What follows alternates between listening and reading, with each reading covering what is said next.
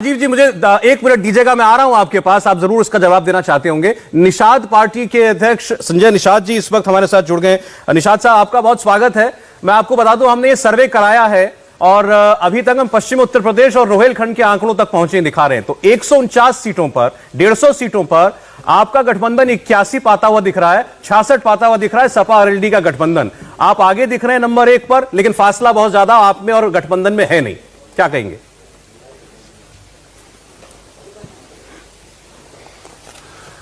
सर्वे के आधार पर नहीं, वोट जिस दिन पड़ेगा, जब गिनती होगा, तब जनता का दिमाग और जनता का जो मूड है वो पिछली सरकारों को किस तरीके से नकारा है, कांग्रेस को हटाया है, 2014 से लगातार उत्तर प्रदेश में साइकिल हाथी को हटा रहा है। क्योंकि इनसे वो जब जाता है किसी विभाग में अपने काम के लिए, किसी थाने में जाता है तो कोई अपना ढूंढता है कि कोई मेरे बिरादरी का कोई सिपाही हो, होमगार्ड हो, मैं उससे अपनी तकलीफ को बताऊं और दरोगा के पास लेके जाए। जब वो कचहरी में जाता है तो खोजता है कि मेरा भी कोई चपरासी, कोई बाबू हो जो हम अपनी बिरादरी खोजे, जो तहसीलदार से मिलके हमारा कुछ काम करा दे। जब वो कभी जाता है ब्लॉक पर तो खोजता है अपने बिरादरी को। इसी तरीके हर विभागों में आदमी जाते हैं और अपनी बिरादरी जब नहीं पाते हैं, उनको लगता है कि मैंने बहुत गलती से जब हाथी बटन दबा दिया, हाथी हीरो हो गई, उसके लोग हाकिम पैदा हो गए, हमारा बेटा हरवा पैदा हो गया। हमने साइकिल बटन दबा दिया,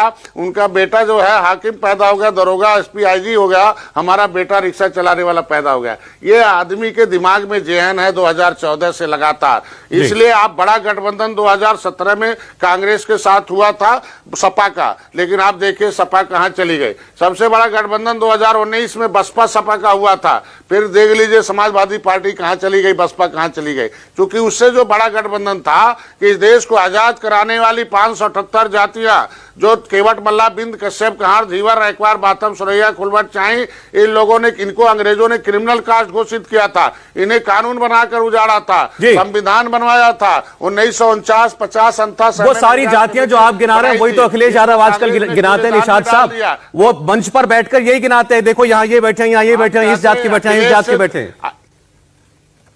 हर रंग के फूल हमारे गुलदस्ते में है, ये कहते हैं। मतलब 30 साल से दिया नहीं ना ये इन जातियों का।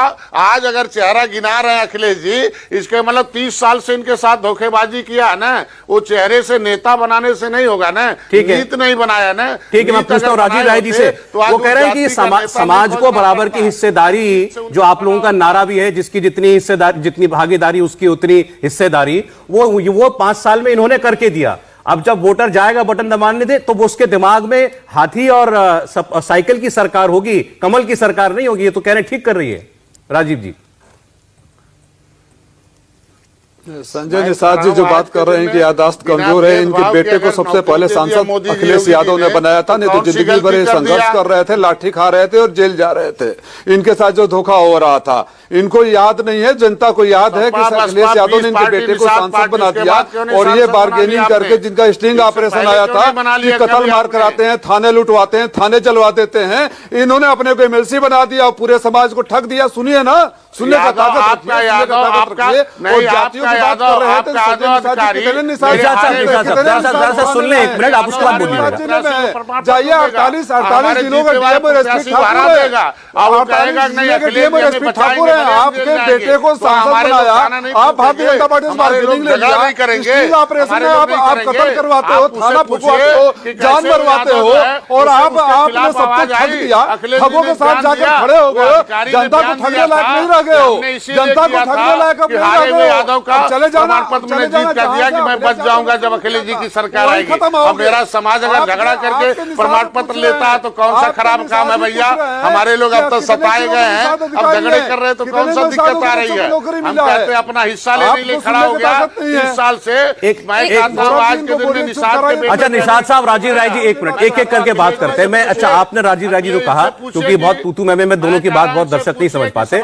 निषाद साहब सुनिएगा, निषाद साहब वो एक सबसे पहले वो आरोप लगा रहे हैं कि आपने कहा हिस्सेदारी नहीं दी आपके समाज को, वो कह रहे हैं सांसद आपके बेटे को इन्होंने बनाया, सपा ने बनाया। कर रहे थे रेल ट्रैक पर गोली इन्होंने चलाई थी, एक मेरे को भाई मरवाए, 37 लोगों को जेल भिजवाया, आरक्षण के नाम पर 60 लोगों को जो है जेल में डाला, शरीर में कोई जगह नहीं होगा, महिलाओं को तांडव करके पिटवाया था। अरे नहीं तो फिर ये सवाल निशाद साहब पूछा जाएगा ना, फिर आप इनके साथ क्यों गए उपचुनाव में? गोरखपुर से इतना सब कर चुके थे ये, तो इनके सिंबल पर चुनाव क्यों लड़ा आपके पुत्र ने? 30 साल से सपा हमारा वोट ले रही थी, हमने गोरखपुर में ले लिया तो कौन सा दोष किया? हम कहते 30 साल से तो हम साइकिल बटन दबा रहे थे ना, एक बार साइकिल ने बटन दबा दिया तो बहुत दर्द हो रहा है गोरखपुर में।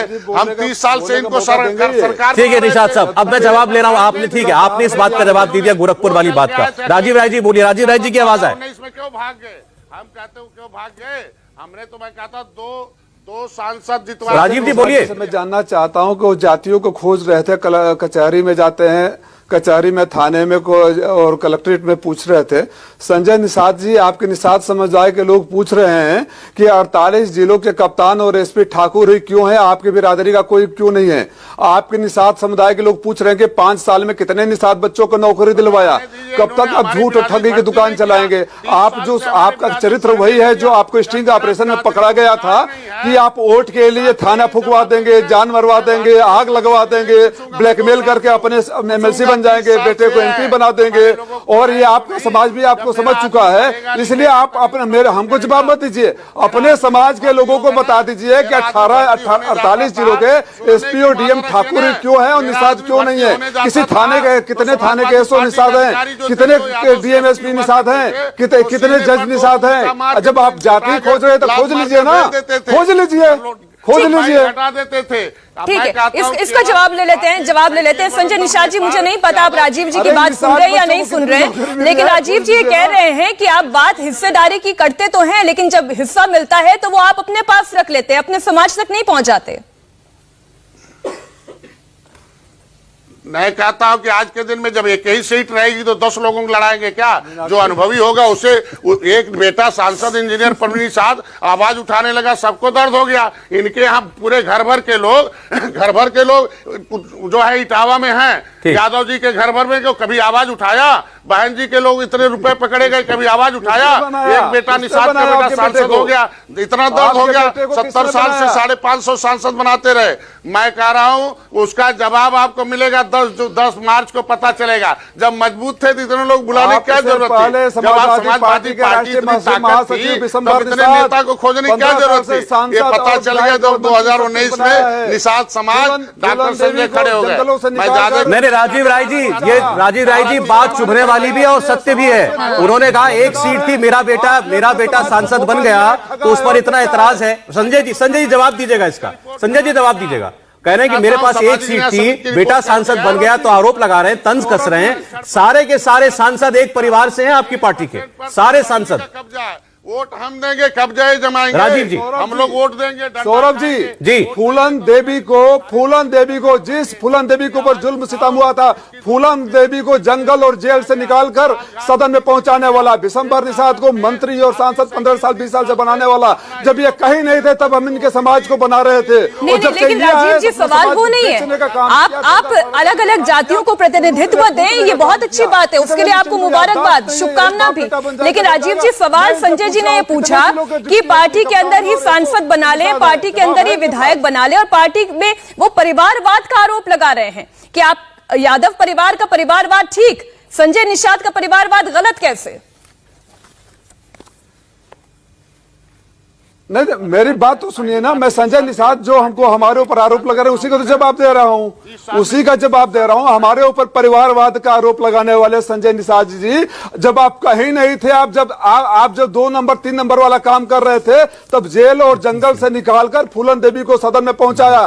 विशंबर निषाद हमारे पार्टी के राष्ट्रीय महासचिव है, 20 साल से सांसद है। जब आप कहीं नहीं थे और जब आपको मौका मिला तो निषादों को बेचने का काम किया। और जिले के थाने की बात कर रहे हैं, निषादों को बताइए कि संजय 5 के पास साल आप में चल कितने के आए निषाद थे, बच्चों को नौकरी तब दिलवाया आपने? 2018 का कितने चुनाव लोगों लड़े को थे। दिलवाया? दीजिए ना, सपा, बताइए बसपा, ना, निषाद कितने थानों में पार्टी, इसको पीस बनाया है? पार्टी, जवाब आपके 4 पास। पार्टी चुनाव आप लड़ी, आप जाइए बेईमान चुनाव आप में, लोगों आप जाइए 4 चुनाव में, पार्टी आपका से जो चुनाव धंधा है लड़ाओगे, वही करिए। अब कहोगे कि आपका समाजवादी जो पार्टी धंधा ने लड़ा था। है, अच्छा ठीक है राकेश जी को एक बार चर्चा में लाना चाहिए, बड़ी देर से वो सुन रहे हैं। निषाद जी उनके सहयोगी हैं, सपा से उनकी लड़ाई है। एक बार राकेश जी के पास जा रहा हूं। राकेश जी देखिए, ये अब इस बार आज बात हो रही है सामाजिक हिस्सेदारी की, जिसका दावा करते हैं अखिलेश यादव और आरोप लगाते हैं आप पर कि आपने ऐसा नहीं किया, आपने समाज को उसका हक नहीं दिया। एक दो वर्गों के पास सब कुछ पहुंच गया, मलाई पहुंच गई और बाकी सब बैठे रह गए। देखिए, सामाजिक हिस्सेदारी तो कमोबेश कुछ हद तक मुलायम सिंह यादव जी जब तक पार्टी के अध्यक्ष थे तब तक समाजवादी पार्टी में रही। जब बेनी प्रसाद वर्मा से लेकर के और जनेश्वर मिश्रा तक समाजवादी पार्टी में हुआ करते थे, तब वो कुछ दलों को साथ लेकर के चला करते थे। झूठा ही सही समाजवाद का कुछ नारा तो उसमें दिखा करता था।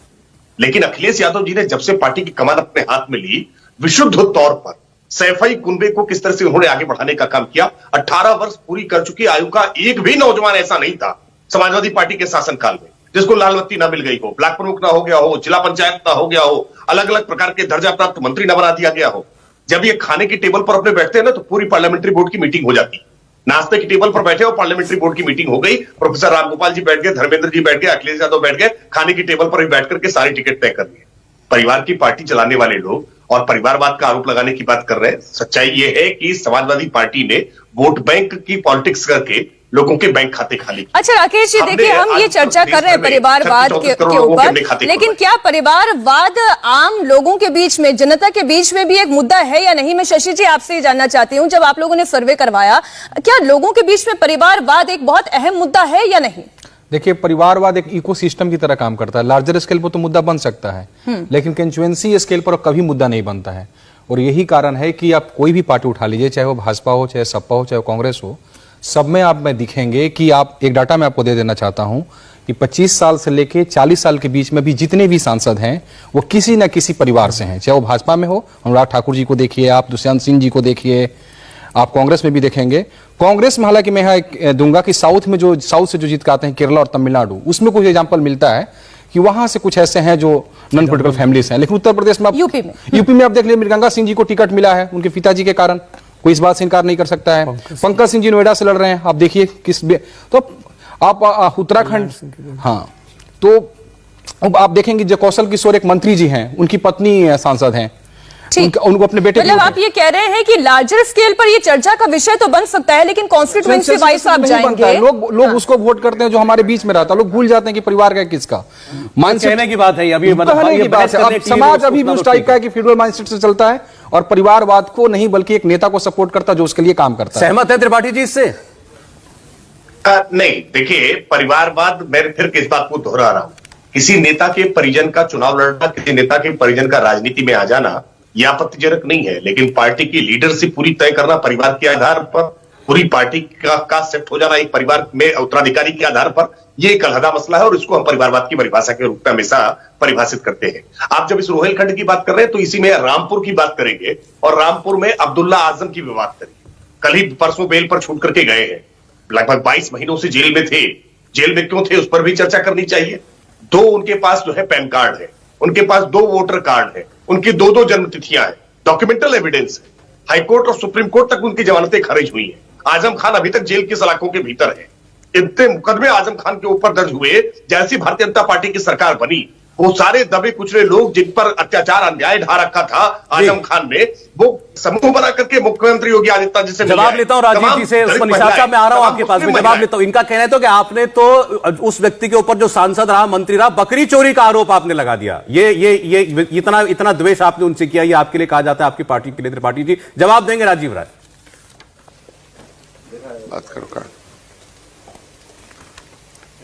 सौरभ जी, जिस सरकार के शीर्षस्थ पर तमाम आपराधिक मुकदमे वाले जो इतिहास में न भूतो न समझता हूं न भविष्यत, देश के किसी प्रदेश के मुख्यमंत्री और उप मुख्यमंत्री पर तमाम आपराधिक मुकदमे उतने नहीं रहे होंगे जितने योगी जी और मौर्य जी के ऊपर है। तो सबसे ऊपर आपराधिक मुकदमे वालों को बैठाकर अब अपराध के बारे में बात करें तो आप हंसी के पात्र हैं, इससे ज्यादा कुछ नहीं है।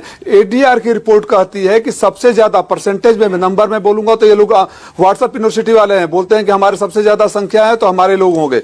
सबसे ज्यादा अपराधी और जघन्य अपराधों के आरोपी इनके सांसद, विधायक और मंत्री है, केंद्रीय मंत्रिमंडल में भी, प्रदेश मंत्रिमंडल में। ये सोचते हैं कि इनका जितना ज्ञान है, जितना बोल देंगे उतना ही प्रदेश के नौजवानों का ज्ञान है। इसीलिए आदरणीय अखिलेश यादव जी ने लैपटॉप बांटकर लड़कों को मजबूत कर दिया था कि जो भी ये झूठ बोले उनको वहां पकड़ लो। सबसे ज्यादा अपराधी इनके पार्टी में, सबसे ज्यादा बलात्कारी इनके पार्टी में, सबसे ज्यादा आपराधिक मुकदमे वाला मुख्यमंत्री इनके पार्टी में। और परिवारवाद इनके किस मुख्यमंत्री के नहीं है? येदियुरप्पा से ले लीजिए, वसुंधरा राजे सिंधिया को ले लीजिए, कल्याण सिंह को ले लीजिए, राजनाथ सिंह को ले लीजिए, सारे मुख्यमंत्रियों ने अपने बेटे को स्टैब्लिश कर दिया। परिवारवाद की बात करते हैं तो अपराध के बारे में ये बोले, अपराध के सर इसकी परिभाषा में ये कह रहे हैं कि परिवार का मुखिया ही पार्टी की लाइन तय करे, टिकट का बंटवारा तय करे और किसी अच्छे नेता का अच्छा व्यक्ति आगे पॉलिटिक्स में चला जाए तो ये परिवारवाद नहीं है। दोनों की परिभाषा अलग अलग वो रख रहे हैं।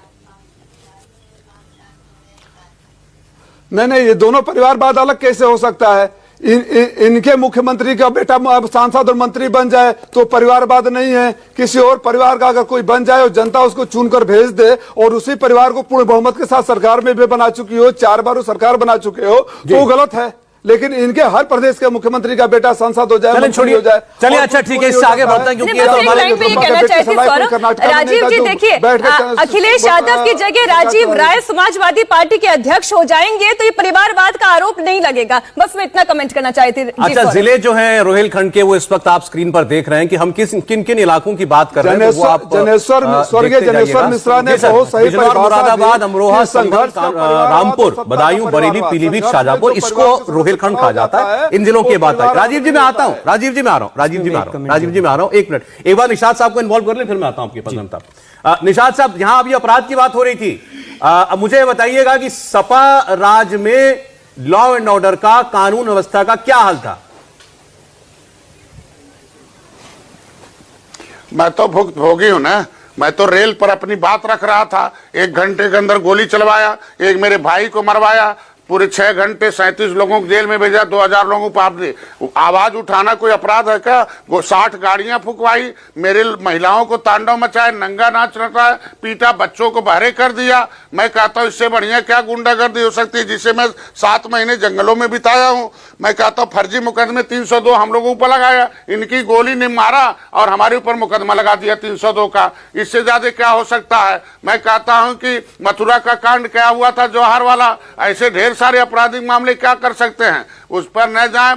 मैं कहता हूं 2014 से ये जनता जाग गई जब हम लोगों ने एक प्रोग्राम बनाया, educate the educated person about the politics. तो 2014 से जनता ने सपा, बसपा, कांग्रेस से मोहभंग कर दिया। हमने reach the voter and teach the voter and the cast the voter, हमने प्रोग्राम बनाया कि जनता को पॉलिटिकली बेहोश किया है। झुआ भर वोट को पौआ पिलाते थे, पौआ पिला के वोट पर डकैती डालते थे, धमका के वोट ले लेते थे, उनको बहका के वोट ले लेते, उनके नौकरियों पर कब्जा कर लेते थे, गुंडागर्दी कहते थे, यादव 2M दर्जे का ये तो है, ठाकुरवाद चल रहा है। उस समय हमारे लोग तांडव मचाए जाते थे, किस तरीके से वो है। इसीलिए तो हटा दिया सरकारों, जनता ने साइकिल बटन छूना बंद कर दिया कि भैया साइकिल दबाएंगे तो फिर वही गुंडे आएंगे। साइकिल दबाएंगे। 2017 कांग्रेस और सपा एक हो गई, फिर भी हार गए। 2018 में peace party, Nishad party, Samajwadi party, BSP एक इसलिए हुई थी, संजय जी देखिए आप इतनी बातें कह रहे हैं, लेकिन 149 सीटों का जो अभी तक पूरी बात हो जाने दीजिए ना सर, पूरी बात हो जाने दीजिए। 2018 में ये मर गए थे, 2017 में मर गए थे। 2018 में इनको हम लोगों ने कहा ठीक है, इनकी गलती खत्म करो, इकट्ठा कर दो कि दलितों के नेताओं बनती हैं, पिछड़ों के नेताएं बनते हैं। लेकिन फिर इन लोगों ने क्या किया कि जो 2 मुख्यमंत्री हारे थे उन नौजवानों का टिकट काट दिया। ये तो खाली 5 पांडव मिल के जो है वही लोग निर्णय लेते, बाकी इनके यहाँ कुछ है नहीं। 2019 में मोदी जी के साथ हम लोग आ गए कि भाई न्याय सुरक्षा चाहिए ना, संविधान पर संविधान पर कब्जा ये लोग कर लिए, नौकरी पर सब सामाजिक न्याय सीमित का रिपोर्ट कहती है। ठीक है सर, सामाजिक न्याय सबसे बड़ा अपराध यही है कि मैं 1961 में 70 लाख था, 3000 कर दिया गिनते गिनते, कलम से मार दिया। इससे बड़ा अपराध क्या हो सकता है? सामने रख रहे हैं। मैं कह रहा हूँ इससे बड़ा अपराध क्या हो सकता है जो कलम से हमें गिनती में मार दे, हमारी नौकरी कब्जा कर ले। दिखाई देता है संजय जी, कोई बहुत बड़ा डिफरेंस नहीं दिखाई देता है। कैसी बीजेपी दिखाई देगा ना, समय आने जब वोट पड़ेगा तब। अभी डिजिटल पहले रैली थी, रैलियों में लोग बांका बांका भर के लाते थे, बहका कर लोगों को गुमराह करते थे। मैं तो चुनाव को धन्यवाद दूंगा कि डिजिटल कर दिया है। अब रोज कम से कम फिल्टर न्यूज जाएगा, 15 दिन तक जनता जानेगी कि किसका क्या काला चिट्ठा है। कोई फर्जी न्यूज नहीं जाएगा, सही जगह बटन दबाएगा। एक सेकंड, अच्छा ठीक है राजीव जी, मैं आ रहा हूं 1 मिनट में। अमिताभ कुछ जोड़ रहे हैं, बोलिए मार्च को देखिएगा। सौरभ जी, मीनाक्षी जी, बाकी सब लोग इससे इत्तेफाक भी रखेंगे। ये रुहेलखंड वो हिस्सा है जहां तमाम मसलों के ऊपर समुदाय भारी होता है। हिंदू मुसलमान का चुनाव अगर पूरे उत्तर प्रदेश में सबसे ज्यादा कहीं आप देखेंगे तो इस हिस्से में देखेंगे। और महत्वपूर्ण एक पक्ष ये भी है कि इसी क्षेत्र में जब आप शाहजहांपुर जाते हैं, पीलीभीत जाते हैं, तो वहां सिख समुदाय का वोट भी महत्वपूर्ण हो जाता है। और उस सब का कमोबेश जो असर हो रहा है हिंदू मुसलमान सिख, उसकी एक पूरी तस्वीर, मुकम्मल तस्वीर आपको इस क्षेत्र में दिख रही है ओपिनियन पोल में। जी, मतलब आप कह रहे हैं यहां पर डेमोग्राफी बहुत मायने रखेगी, वर्ग समुदाय का बहुत असर पड़ेगा। हाँ, चलिए ठीक है। राजीव जी, आप जवाब दे सकते हैं, आपके लिए बहुत कुछ कहा संजय निषाद जी ने। संजय निषाद जी का असली चरित्र वही है जो ये कह रहे थे ना, मरवा दिया, पिटवा दिया, करवा दिया, जो स्टिंग ऑपरेशन में यही सब वो करवाते थे पहली बात। दूसरी बात, अभी लखीमपुर में किसानों को ऊपर गाड़ी चढ़वा दिया गृह राज्य मंत्री ने अपने बेटे से। वो गृह राज्य मंत्री के ऊपर 302 का मुकदमा 3 साल से। अब आप चुप तो रहिए, आप इनको सौरभ जी, मैं नहीं संजय जी सुन लीजिए ना, संजय जी सुन लीजिए, म्यूट करिए। राजीव जी, बसपा को उत्तर प्रदेश से हटाया गया है। नहीं ठीक है संजय जी, सुन लीजिएगा। देखिए आप बोल रहे थे, वो नहीं बोल रहे थे ना, वो सुन रहे थे। संजय जी प्लीज, राजीव जी बोलिए। नहीं तो झूठ बोलेंगे तो मैं बोलूंगा ना, समय में आऊंगा, आप उसके बाद जवाब दे दीजिएगा। झूठ बोलेंगे, मैं आऊंगा दोबारा आपके पास। एक्सेप्ट करेंगे, गोली चला तक नहीं चला था। राजीव जी, आप अपनी बात पूरी करें। मैं पूछ रहा हूँ ना, जवाब दे रहा हूँ ना। ठीक है, राजीव जी जवाब दे, राजीव जी की आवाज रेल था क्यों गए?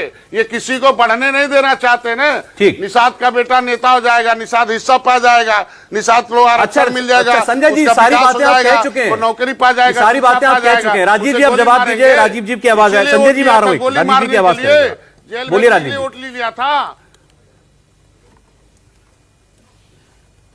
सौरभ जी, संजय जी तो खुद ही एक्सेप्ट कर चुके हैं स्टिंग ऑपरेशन में कि यही सब वो धंधा करते थे, यही इनका असली पेशा है। राजनीति में तो उस जुगाड़ से आ गए। मैं अपराधियों की बात कर रहा हूं, तो अभी चंद महीने पहले किसानों पर जीप चढ़वा दिया गृह राज्य मंत्री ने। आप बताइए रिकॉर्ड क्या कहता है, पुलिस थाने के रिकॉर्ड क्या? वो अधिकारी कहा था कि मैंने इसलिए राजीव जी, आपका मानसिक संतुलन खराब हो गया है। मुझे लगता है कि आपके मानसिक इलाज की जरूरत है आपको। जिस नेता को जो सदन में बैठने वाला इतना पेशेंस नहीं है कि अपने बारे में सुन सके, आपका मानसिक संतुलन बिल्कुल बिगड़ चुका है। आप जैसे